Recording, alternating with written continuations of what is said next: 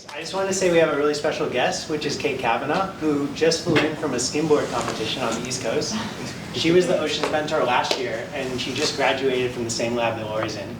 And we also have their PhD advisor on the Zoom call right now, so it's pretty exciting. And without further ado, I want to welcome up Lori, our graduate mentor, who's done a fantastic job. Thank you. Thanks, Henry. My name's Lori Berberian, and for the last 8 weeks, I've had the pleasure of being the Oceans Group grad mentor, and I have the honor of introducing Henry Housekeeper, our faculty advisor.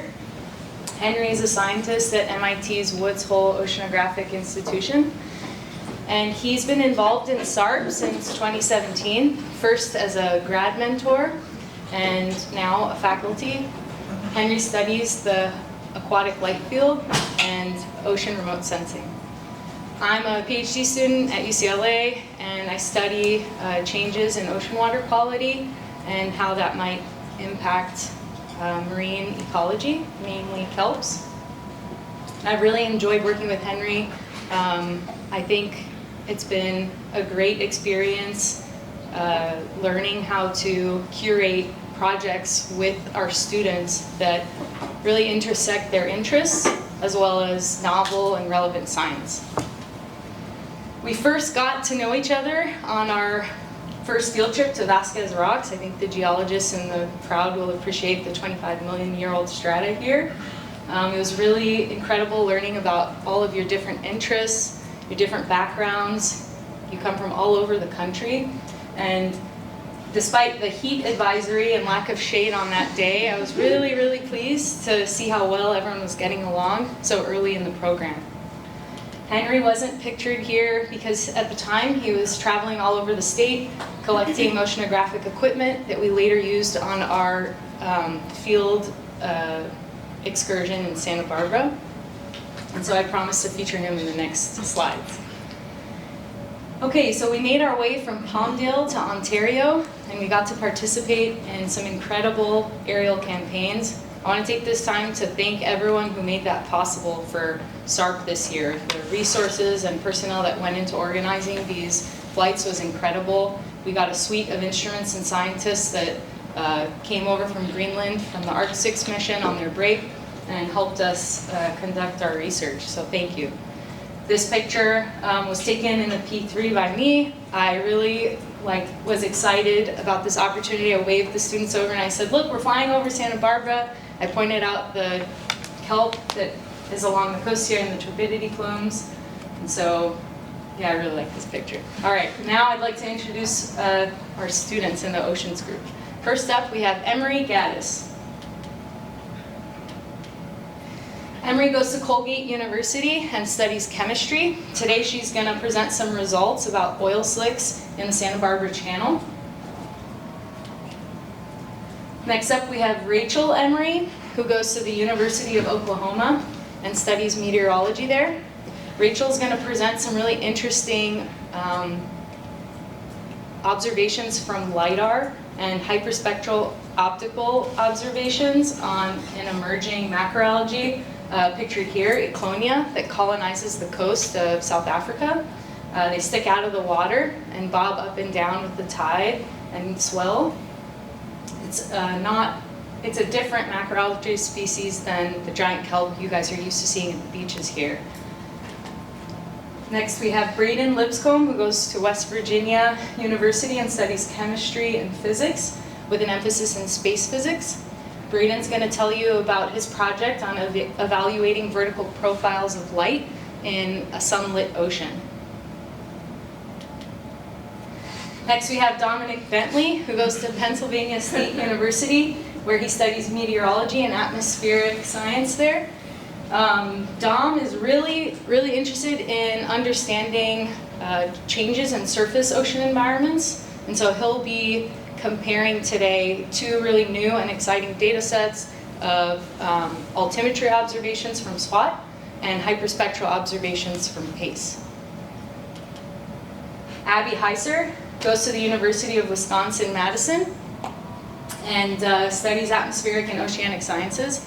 Abby's interested in the Salton Sea.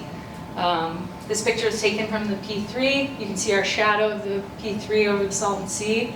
And Abby leverages emit hyperspectral data to track changes in the surface of the lake. Emit was first used in SARP 2023, so last year, to look at aquatic targets, and Abby's going to be advancing this work in a different system.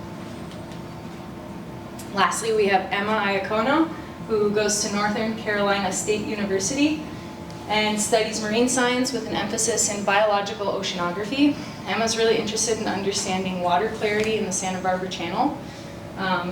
She's using a great data set to reevaluate changes in water clarity over like decadal time scale.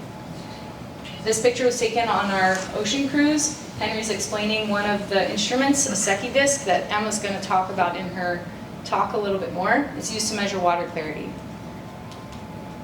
Okay, so we started our field trip making a few stops along the way. Here, we're being silly on the Malibu Pier at the iconic Surfrider Beach. And we had to, of course, stop at some more beaches along the way, particularly because Rachel in our group is from Illinois, and she had never been to the ocean before. She had never seen the ocean before, so it was a really special experience for us to be there for her first plunge. Okay, and then we make it to Santa Barbara, where we went on our field campaign. So we rented a boat in the Santa Barbara Marina, and then we sailed through some beautiful kelp forests. We also made efforts to measure different types of water, and we sampled the water at specific stations along the coast. We circled around offshore, and then went back towards the kelp forests and deployed an aquatic ROV to survey some reefs. Okay, so we took a lot of different measurements on this cruise. It was a really great experience because, like I said, the students got to learn about and actually use the instruments that a lot of the data sets that they were using provided data from similar methods. So like, for example, Emma's data set that she'll talk more about used this Secchi disc. You can see Braden dropping it into the water and Abby ready for the photo op to measure water clarity. Okay, another measurement we took were apparent optical observations. Here, Rachel's learning how to use a spectrometer. It was really fun seeing the students test it out on different colored shirts to see how color relates to the spectrum. We also received support from UC Santa Cruz's Rafe Kudela, who supplied a lot of our oceanographic equipment and then later processed the samples that we collected on our cruise at the lab at UC Santa Cruz, so thank you for that. Here you can see Braden and Abby working together to collect some water, which we took offshore, to measure optical properties of using an ACS once we got off the boat. Okay, so another important thing that we learned on our cruise was the importance of accounting for wind. We used wind to correct for our spectral measurements.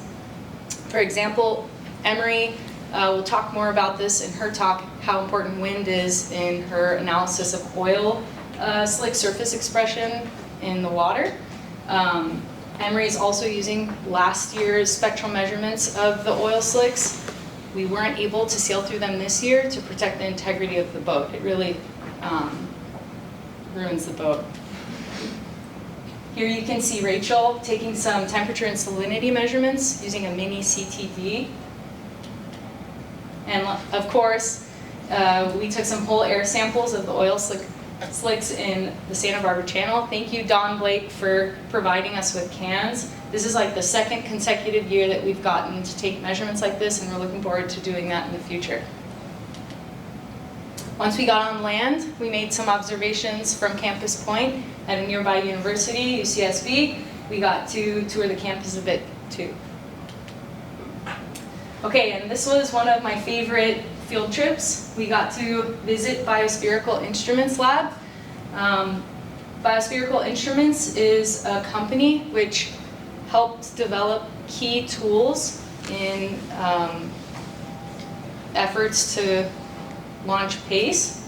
And so it was a great opportunity for the students to learn more about the optical instruments, in addition to those that they got to work with on the cruise. They learned about the importance of calibration for an instrument, and of course some fundamental properties of optics. And so the folks at Biospherical Instruments gave us a tour of their lab, their calibration facilities, and they really went to great lengths to explain in detail what the operations were there and how they kind of started out and what science they contribute to. This is about it's been about a decade that they've been hosting SARP groups, so we appreciate their contribution. And just to provide some evidence, when we're not at the beach and having a good time, we're working really hard. And I think that'll be reflected in the student talks that you guys hear in the next few moments. Okay, so there are a lot of people that have made SARP this year possible, in previous years successful, and in future years to come. I would like to thank everyone who made this year a successful year. Thank you for your support and time. I've tried to list everyone on this slide, but I'm sure I'm forgetting some people. I would also like to thank my Oceans Group students for the effort that you put into your projects. It's really been rewarding and incredible to see how much you guys have learned in such a short amount of time. I would be remiss if I didn't admit how much I have learned working alongside you guys and Henry on your projects, so thank you, because I learned a lot too. Thanks for your attention. I'd like to now invite Emery to tell us about some oil slicks in Santa Barbara.